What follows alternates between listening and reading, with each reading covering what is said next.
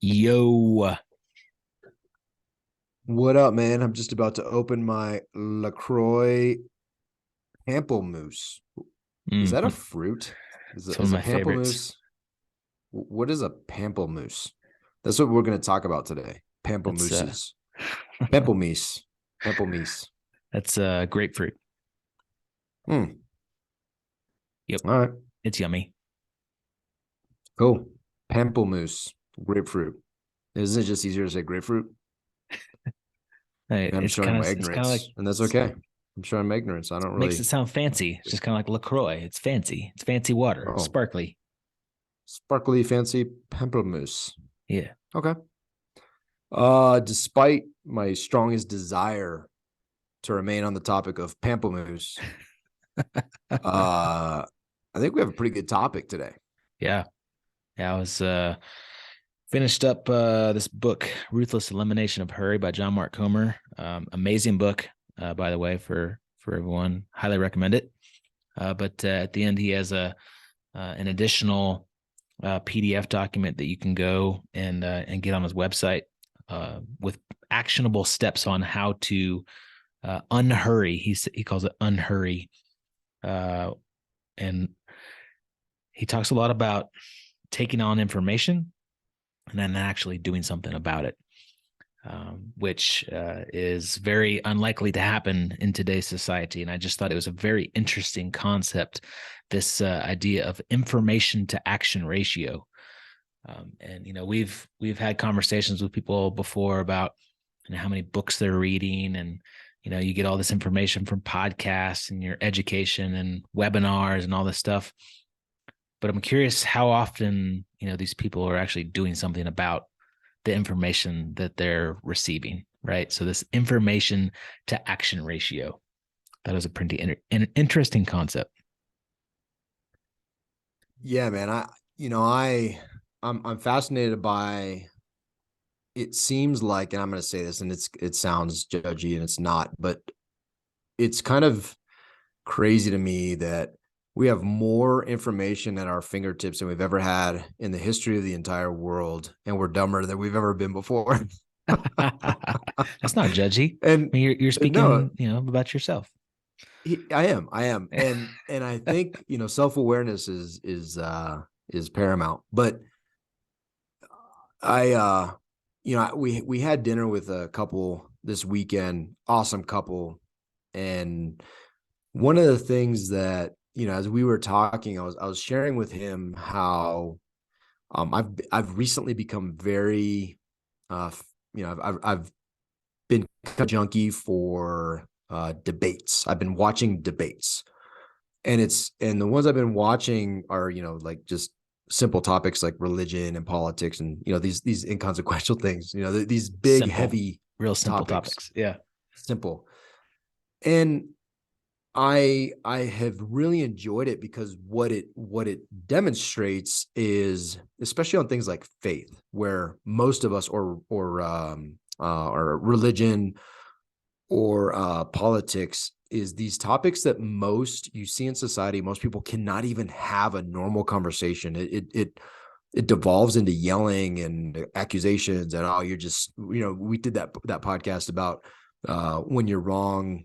You can't, your conversations, you conclude either they don't have the same information you have if they don't agree with you, they're just stupid if they don't agree with you, or they're evil, right? Like those are your kind of conclusions that you can draw. But the debates are fascinating because it's between two individuals who have vastly differing views that would inspire, in any other context, would inspire most likely a high level of emotion. And so, like, when you have an atheist and a religious scholar having a conversation, a debate, making point and counterpoint about the the validity of God or faith or religion, it is a fascinating thing to observe because they actually like have a really good conversation. They're both extremely smart and have wonderful points, very well read, and just the sources that they can draw from in the moment is extremely humbling, and it's also very impressive. but then they shake hands afterwards and everybody claps, and you've witnessed a critical thought exercise and a conversation that was very civil. And so my point to all that is, we were talking about this, and it turns out this gentleman was, he's a agnostic, and I'm Christian, and we started talking about all the things we have in common, and it was the list of the things we have in common was a lot, and we had a very pleasant conversation. But we were also going around this idea that we've just lost the ability to have these conversations despite all the information out there, and maybe because of the information out there, we have so much of it that we're being fed our opinions and all these things that we've talked about in the past, but then it's the part to take action, right? And in this context, you read all these books and you listen to the news and you take it all in, but what do you do about it? What do you do with it? Who are you engaging? How are you challenging your biases? Like, what are you doing with it? And I'll tell you, I used to be super impressed by the people who are like, I read a book a week or 2 books a week, and and it was all about the list. I used to be really impressed with that. And now what I'm really impressed with is the people that thoughtfully take these things and do something about it. And it seems like it's more and more rare, right? The analysis paralysis, or even the idea of looking at a counterpoint and whatever it is to further and broaden your perspective and knowledge. It's just interesting to me that the things that used to be so fundamental to education, to learning, to discourse are effectively like it's hard to find. Yeah. Yeah. This is quoted from this excerpt, but he talks about Neil Postman, who's an NYU professor, and he talks about the effect of TV on our culture. And he coined this phrase, information to action ratio. And he says that the tie between information and action has been severed. Information is now a commodity that can be bought and sold, or used as a form of entertainment, or worn like a garment to enhance one's status. It comes indiscriminately, directed at no one in particular, disconnected from usefulness. We are glutted with information, drowning in information. We have no control over it, and we don't know what to do with it. Essentially, we have so much information coming into us, the books, the social media, the news, the podcasts, all of this information, and we do nothing about it. We take zero action on it. And, like it's kind of scary that nobody's doing anything about all this information, right? Because, there's so much like knowledge out there in the world that you can get for free, and people are failing in life by doing nothing about it, right?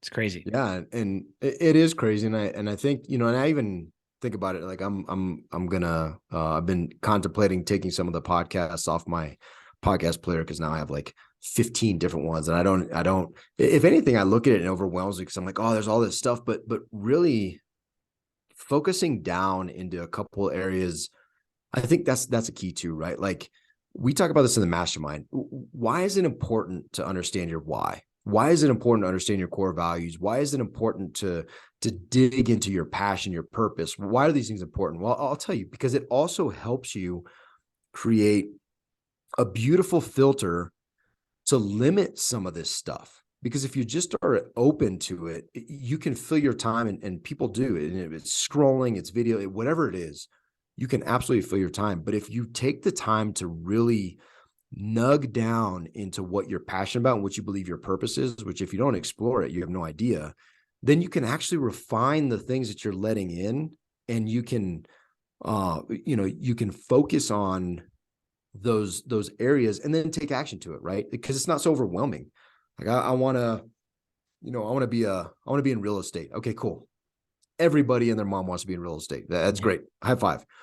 What kind of real estate? Well, I really like single family homes because X, Y, Z. Not because, and don't listen to the people that say, oh, single family home is a great place to start until you get to multifamily. Like, that's baloney, right? Like, I love all real estate. I've I've dived into whatever, into all these different facets. And I personally really enjoy single family for the things that it does for me.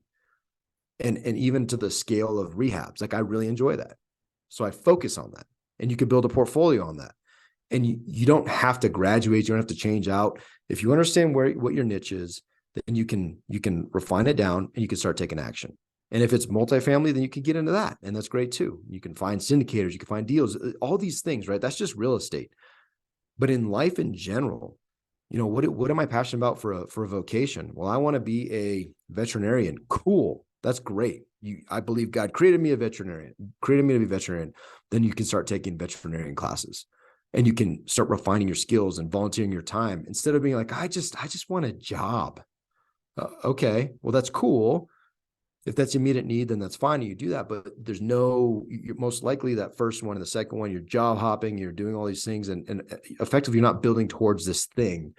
And so the same thing with the information, right? You can listen to all kinds of stuff all day long. You can never, I was listening to this podcast called Rabbit Hole. New York Times did it. And it said the hours of YouTube consumption in a day globally, the hours of YouTube consumption in a day, I believe the stat was equates to 140,000 years or something like that. All the people on earth watching YouTube, you add all that up, it's like 140,000 years, or maybe it's 114,000. Regardless, it's 100 and something thousand years. That's all you need to know. It's a lot. That's a ton of time. So it's time wasted if you're focused on what it is that you want to do because you spent time to consider your why, you spent time to consider your purpose, you spent time doing these things to become self-aware, and then you're able to focus in, and then you can also it's very clear what the opposite or what the opposition or whatever is, and you should spend some time there too to refine your critical thinking, to challenge your assumptions, to challenge if I really want to be a single family guy, to challenge if I'm a Christian, to challenge if I'm an atheist, right? With some actual knowledge and data on things that are important to you, not just this open mind and open ears of just consuming all the garbage out there. It's interesting to me how much time we can waste. And what's even more interesting, and unless you acknowledge this, it's going to be a jail that you're just going to sit in ignorance. I hate to break it to you, but social media, the news, TV, they literally run algorithms and spend hundreds of millions, if not billions of dollars to get you sucked into that. So you don't even stand a chance unless you have something to fight against. Fight that. And I think that the best way to fight that, the best tool is self-awareness and understanding what you truly want out of your life. So you're not sucked into all these other outlets that are literally built to do that. You've got no chance. You really don't. You're not that smart. Neither am I. Sorry to break it to you, but you're just not that smart. You're not that smart. But And on a chances serious note, are most of your opinions are probably wrong. And that's another beauty of it, is that we're usually wrong. And so to challenge that is also a great thing. yeah. So stop consuming all as much as you do. Take more action. Um, Change that information to action ratio. Maybe try not to stop making goals of like reading X number of books per year, but instead read like half of that or a third of that and actually take action on the stuff that you're learning.